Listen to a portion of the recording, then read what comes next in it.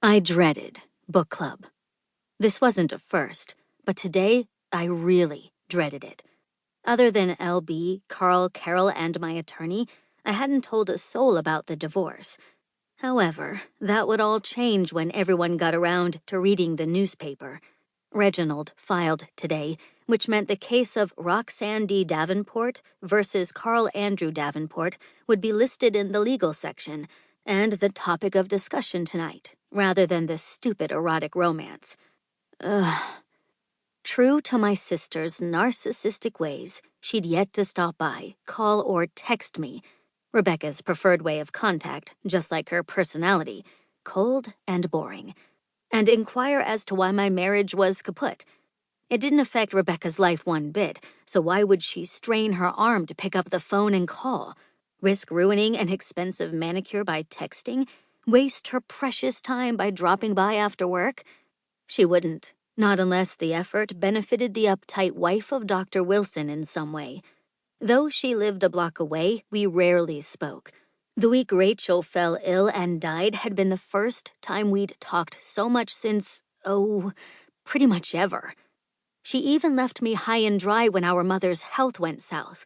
As usual, since I was the oldest, I'd been responsible for handling Mom's mental issues and living arrangements.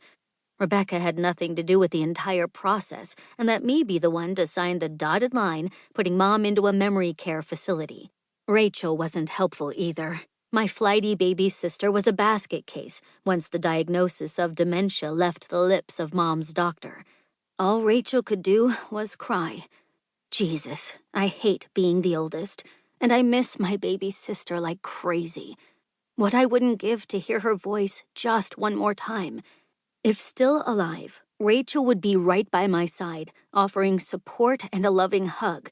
She'd be full of inspirational words, assuring me things would be fine and we'd get through the bump in the road together.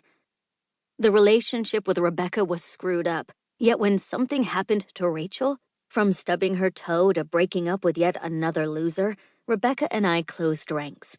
We surrounded our communal baby sister with an impenetrable wall of protective estrogen.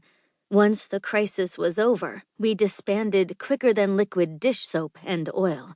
Yes, we traveled in the same social circles, attending monthly book club meetings together, etc., but all of our interactions in public were just great acting jobs on both our parts. We only made it through the holidays because of booze. So it wasn't surprising Rebecca didn't offer up any sort of encouragement or support. She'd probably been celebrating at home each night, dancing around the living room, spilling wine, laughing at my expense, at my pain. Staring at the most recent demented ramblings in my journal, I sighed. The last week was sort of a blur. Spent drinking too much wine and passing out in bed after pretending things were normal until Carol went to sleep. Though I'd never admit it to anyone, I felt sort of lost and hollow. The emptiness wasn't from missing Carl. Our marriage had been over for years, though keeping up the facade we were a happy couple obviously took up a lot of my energy.